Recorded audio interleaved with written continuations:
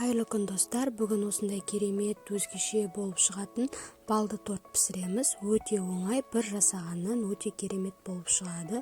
Сіздер де жасап көріңіздер, үй іштеріңізді қуантыңыздар.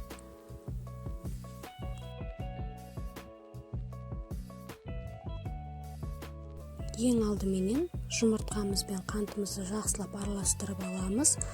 Аппақ болып көпіріп шыққанша араластырып аламыз.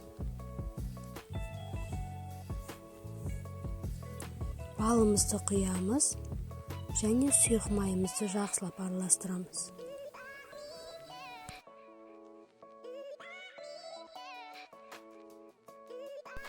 Енді ұнымызды електен өткізіп саламыз. 7 ас қасық саламыз. 1 ас қасық қопсытқыш және 1 ас қасық ас содасын салып жақсылап араластырамыз. Ұнымызды електен өткізу міндетті. Сонда көтеріліп шығады. Қамырымыз осындай сұйықтықта болуы керек. 4 бұрышты қалыбымызға пергамент қағазымызды төсеп 180 градуста 15 минутта пісіріп аламыз. Енді қайнатпалы крем дайындаймыз. Ең алдыменен қантымызды, ванильный сахарымызды саламыз және сүтімізді құямыз.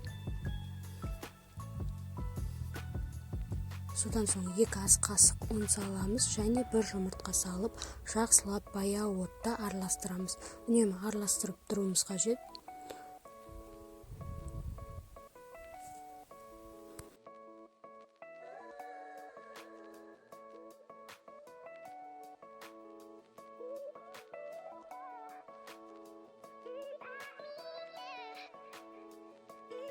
Қайнатпалы креміміз дайын болды. Енді бөлек ыдысқа салып, үстін пакетпен жауып, бөлме температурасында немесе тоңазытқышқа салып қойсаңыз болады.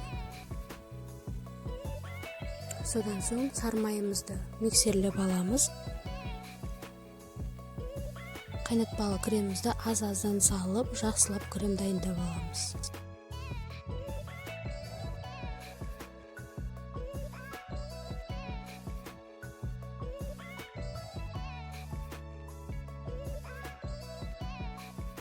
Креміміз дайын.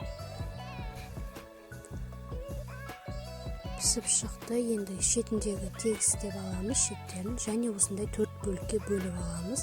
Бірдей қылып. Содан соң кремімізді жағамыз.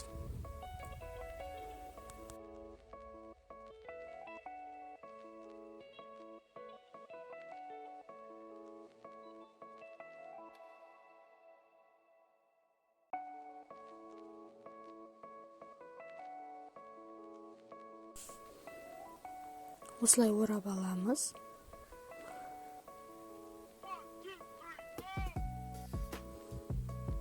Өте оңай, қорықпаңыздар, жасап көрсеңіздер болады. Осылай бәрін жинап аламыз, қалған қамырларымызды да.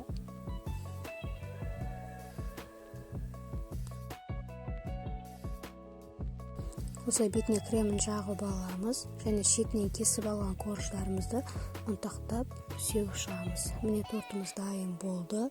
Өте жұмсақ, жеңіл болады. Дайындап көріңіздер. Каналға тіркеліп кетуді ұмытпаңыздар. Сіздермен бірге болған Аспаз Келін.